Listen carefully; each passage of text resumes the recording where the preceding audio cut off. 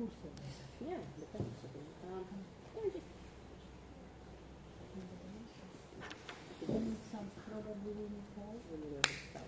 I'll just pull it out for you. Don't worry. Yeah, okay.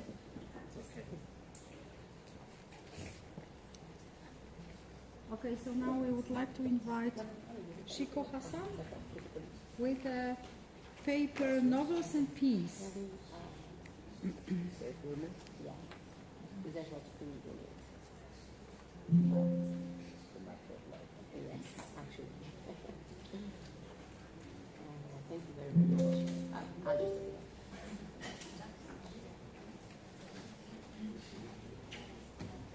So we have the last paper in the session.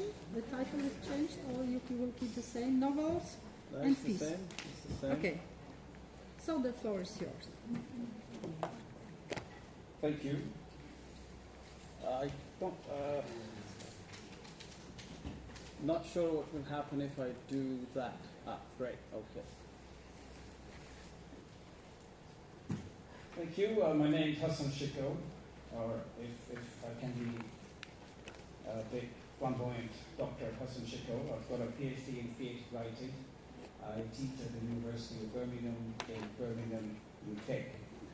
I'm going to talk about novels and peace. It's a bit heavier subject matter than the ones that have been discussed so far.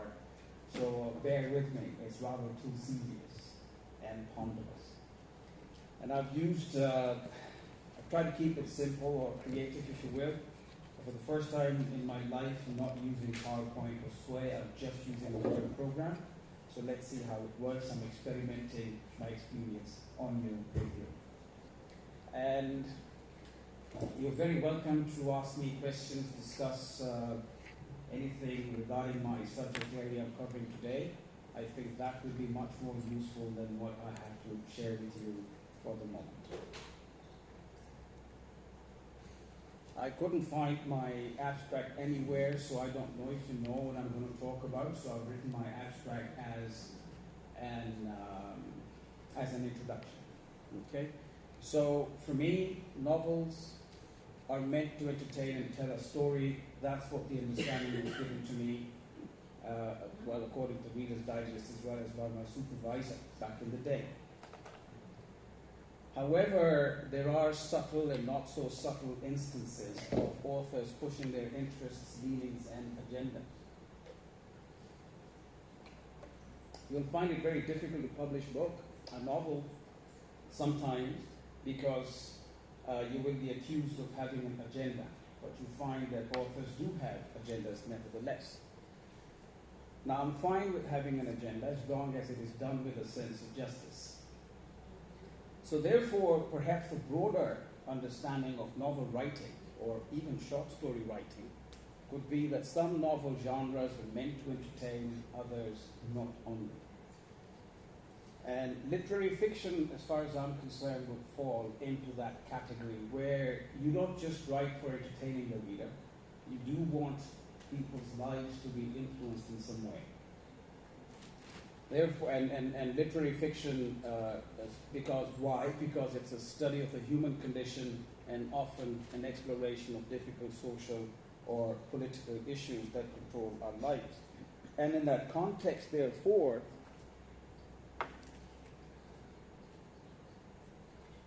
I'm going to consider these aspects that touch our lives on a literally daily basis by way of news, direct experience, or historical experience, and in the case of Macedonia, however we prefer the pronunciation. We see that there were the Ottomans here, there were the Macedonians, there were other people who came and did their due, that they always do, go and abroad and develop and control the world.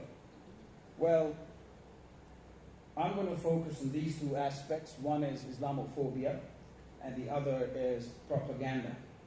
Because often, as you would know from personal experience as well, and if we are fair in our own judgment of things, we are victims of propaganda. There is no doubt about that. Obviously, we need to be fair in considering that fact in the first place. So what is Islamophobia? Let's define that first. So we have a benchmark, a tether from which we can proceed to understand what I'm going to further talk about. Islamophobia, in essence, is fear, hatred, and discrimination of Islam or the practitioners of Islam and the religion as a whole. That's according to Britannica.com. It's also hatred or fear of Islamic religion and those who practice it, Oxford reference. What is propaganda? It's you know these things, it's just a reminder, all right, before I proceed. It's the dissemination of information, facts, arguments, rumors, half-truths or lies, half-truths to influence public opinion. Deliberateness and a relatively heavy emphasis on manipulation to distinguish propaganda from casual conversation or the free and easy exchange of ideas, according to Smith. And propaganda is also persuasive mass communication that filters and frames the issues of the day in a way that strongly favors particular interests, usually those of a government or corporation, but individual leanings as well. Now, the main focus for me is as follows in blue, the subject that the Rota covered, but not in the same context or sense. Also, the intentional manipulation of public opinion through lies, half-truths, and, drumroll, selective retelling of history. And by the way, this is the first time ever in my life I'm using glasses to make my presentation in 24 years of being on the circuit. It's a strange feeling, so forgive me. I'm feeling very old at the moment. Okay, so novels for context. Initially, I had in mind I would talk about Half a Life by V.S. Naipaul, a prolific writer. He earned a lot of awards as well, but I'm not going to cover that. I'm not going to talk about Naipaul or from Naipaul because of the paucity of time. So I'm just going to talk about Falling Man, written by Don Delillo, published in 2007-2008. And the context for me again, based on the definitions given, Islamophobia, and the association of irrationality with Muslim and Islamic characters, and the portrayal of Anglo-centric exceptionalism.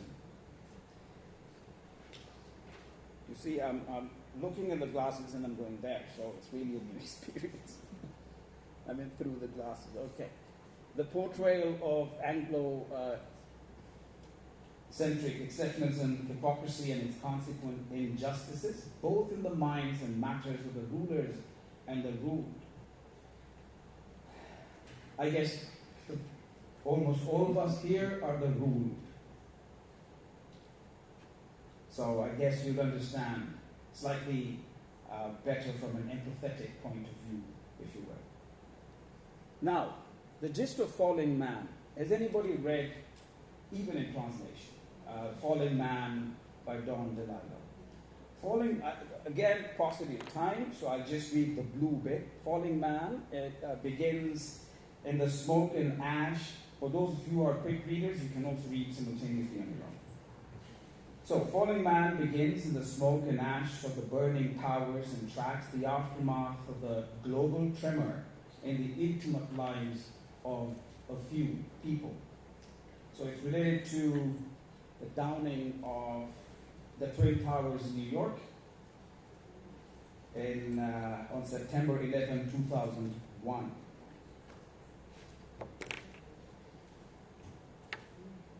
I wish I had more than 15 minutes. Those Twin Towers that were hit by aircrafts, so 2 towers hit by 2 separate aircrafts, 1 for each building. But the fact of the matter is, 3 buildings fell down in that same area. The World Trade Center towers that we know, and then World Trade Center number 7. It was not hit by an aircraft, or any missile, or some such, or a cruise missile. Questions or issues and phenomena to think about. I don't know if you know this. Did you know that? No. 3 buildings fell in New York. So I could have, if you were my students, I would have asked you, if I had a full-blown lecture situation, how many buildings fell? 2. How many planes were there? 2. What if I told you, one plane hits a building, another hits another building, but 3 buildings fall down? How does that work? So, do your homework now. Okay? Falling man. How it's affected the lives of a few intimate people intimately. Anyway, let's proceed. Remember exceptionalism from the introduction that I made. So that the description, the gist of it, of falling man is, it's brave and brilliant. Falling man traces the way the events of September 11 have reconfigured our emotional intelligence. Now I know, some of us, in our immediacy, by way of 6 degrees of separation, some of our relatives, very close friends, friends of friends, might have been killed, might have been among the 3,000 that died. So I understand and I accept your feelings, your emotional, internal outburst at the moment, if you're one of those, that my relative, my somebody was also killed. It's a very emotional thing for me, so please be careful. I hear you, I understand. 3,000 something people were killed. The aftermath of that is, to date, we have terrorism taking place in the world thanks to the United States of America, the United Kingdom, and some other countries we're not supposed to mention because I do need to get back home. So it's brave and brilliant. I mean, they supply the weapons. I'm going to talk to you briefly about that. I guess I have that kind of time. I hope you're all right? Because we have one missing presenter, so I'll borrow that.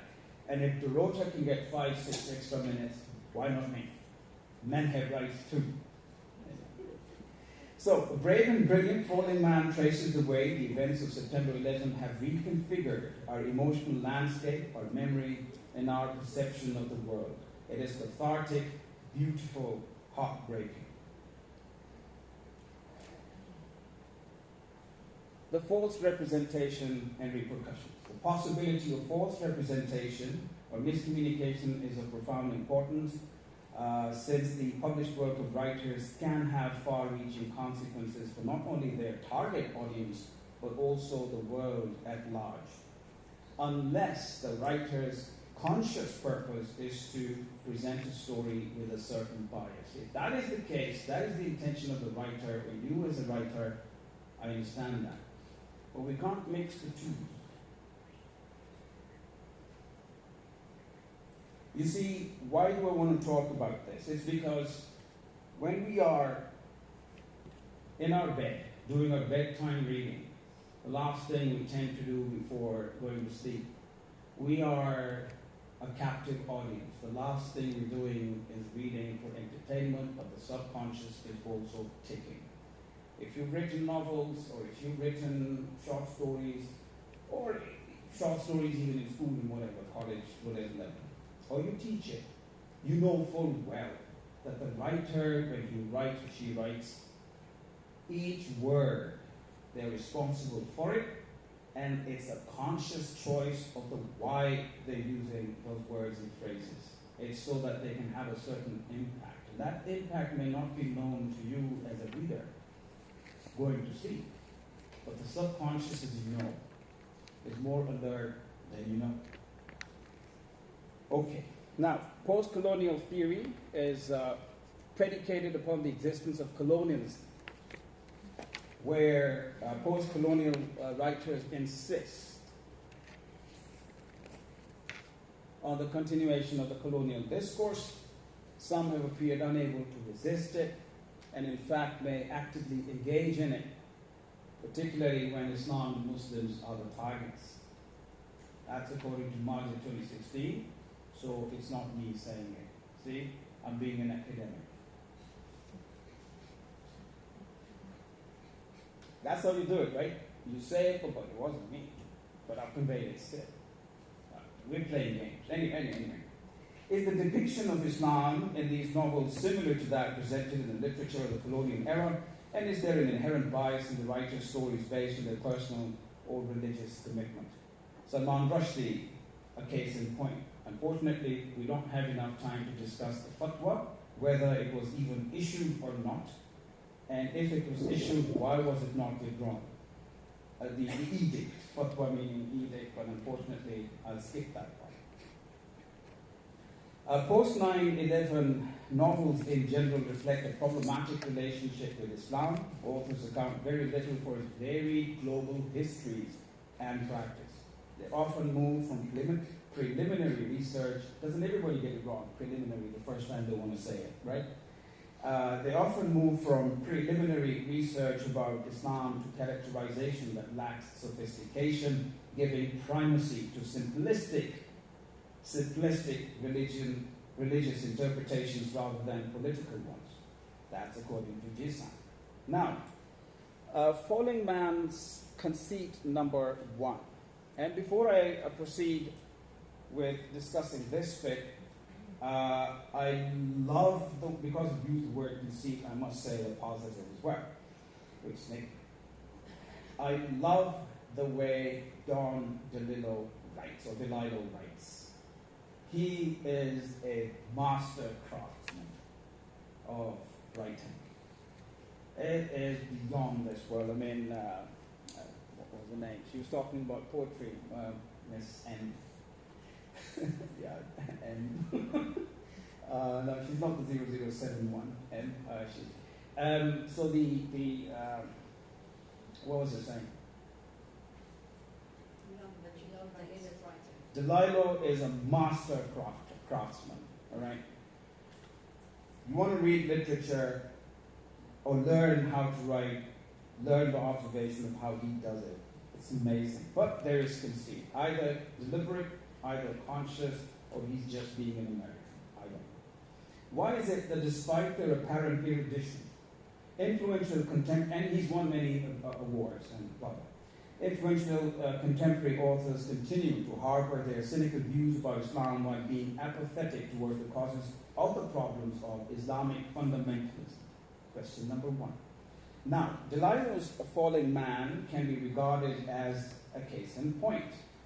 While the author is supposed to be well versed in writing about terrorism, his narrative on Ruhollah Khomeini, Iran's revolutionary progenitor, if you know about that, I'm sure you do. Ruhollah Khomeini's, and I'm not Iranian, I'm not American, I'm not from the UK, I'm not British as such, I'm not an Arab, nothing personal here. Ruhollah Khomeini's Iranian army using Shia boys, so you have Protestants, you've got Catholics and Christianity, for example, likewise you have Shia, Sunni, and Islam as well, as a decoy fodder for Iraqi bullets during the 1980 to 89 Iran-Iraq war. It's not only scathing, but also mind-boggling. Now, how does he describe what's happening? So I use exact quotes from the novel Falling Man by Don Delillo. He talks about these people on the border. They're firing at one another, each other, the Iraqis and the Iranis. Brilliant writing. I read the second paragraph for, again, convenience. So, the boys kept coming and the machine guns cut them down. After a time, the man understood there was no point shooting anymore, not for him. Even if they were the enemy, Iranians, Shias, heretics, this was not for him. Watching them vault the smoking bodies of their brothers, carrying their souls in their hands. The other thing he understood is that this was a military tactic. 10,000 boys enacting the glory of self-sacrifice. Think jihad, the word you heard. Enacting the glory of self-sacrifice to divert Iraqi troops and equipment from the real army amassing behind front lines. Then Delillo writes this sentence. Most countries are run by madmen, he said. who is the madman in this case, sending 10,000 boys? Ruhollah Khomeini, right? Now, in his portrayal of Shias as being more mere fanatics than Ruhollah Khomeini, Iran's supreme leader at the time of the Iran-Iraq war, you will notice throughout the novel and in general literature out there in the world regarding these kind of subjects, Delillo seems to miss the point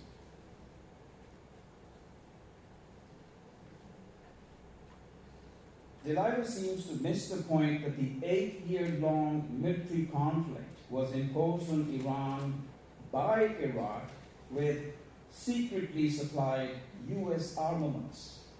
Who was funding that? But Delillo misses that point altogether. And this is not me saying it's Hirsch. Seymour Hirsch, an American investigative journalist, one of the best out there when he was alive in the world.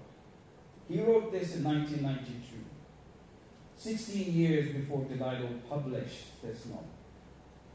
Both Americans. Now,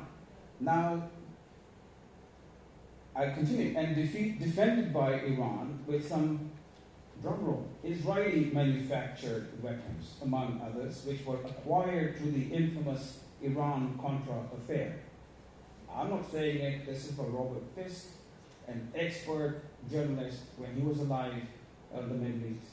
He knew his stuff, but he was hated because he spoke the truth.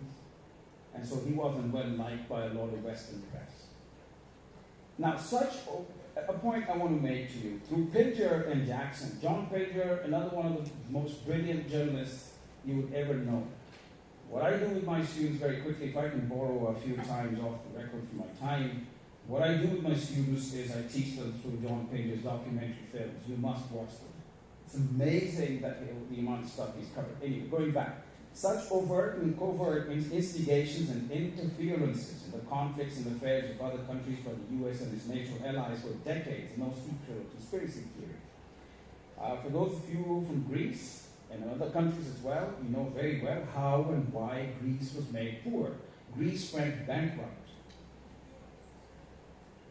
2008, thereabouts. Why and how? By your own brothers, European Union. But who was influencing the European Union? The US, IMF, and the World Bank, and what have you. You're all victims of something, and it's not conspiracy theory. But if you fight back, you're a madman. Think about it. The intense correlation between survival aims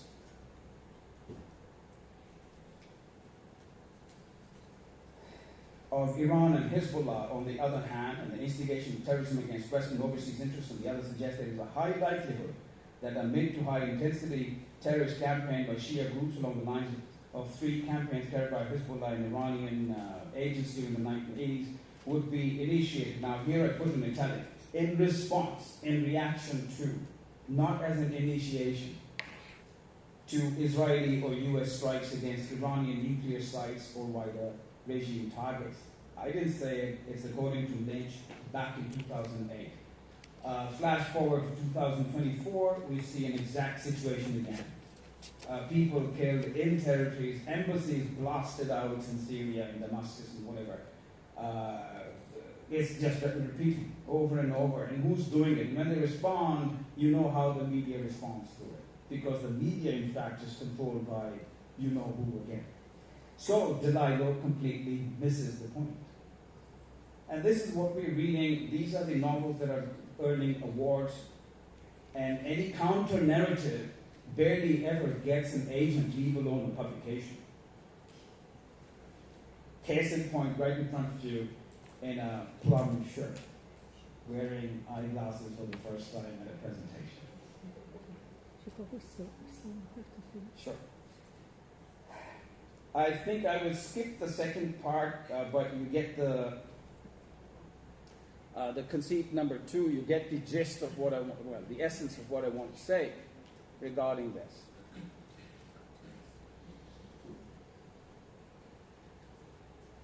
Okay, yeah. So just this bit here now. When faced with the reality of the consequences, you made me jump somewhere. I don't know where. I don't know where. We need time for discussion. Sure. Just 12 minutes we have for discussion. Yeah, so when faced with the reality of the consequences of American foreign policy and interference in the Muslim world, Delillo and others prefer to describe the violence of 9/11 not so much in terms of the historical origins of the pattern or its ramifications, but then they place the onus of the reaction of the Muslims for the cause of the conflict. Okay, now we can read this at a later time. Not that I expected you to do this in 10 minutes as part of a longer thing, but I was just saving my time. Please bear in mind the effects of the events such as 9/11 are not limited to the trauma of New Yorkers or Americans of the West. In excess of 3 million people have been killed in the Middle East for no fault of their own. Millions maimed, mental health issues. And countries and economies have been ruined. So it's not just the Americans who suffered out of this. Right, the conclusion being as follows.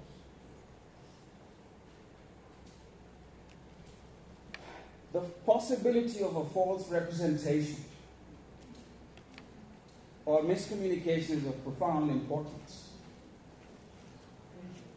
since the published work of writers can have far-reaching consequences for not only their target audience, but also the world at large, unless their conscious purpose, like I said before, is to present stories with certain bias, in which case it can be said that novels play a role as part of the mass media in creating war or peace. Hence the title of our presentation, Novels and Peace. Now, obviously, triggered from war and peace, but how about novels and peace? My biography, just some of it for now, is as follows. Thank you very much for listening, and I do welcome your questions again. Thanks a lot. Thank you very much. It's difficult to be in the two roles like a chair and the presenter, so I think it's a time to give the time for you for the questions and reflections and comments. We will start from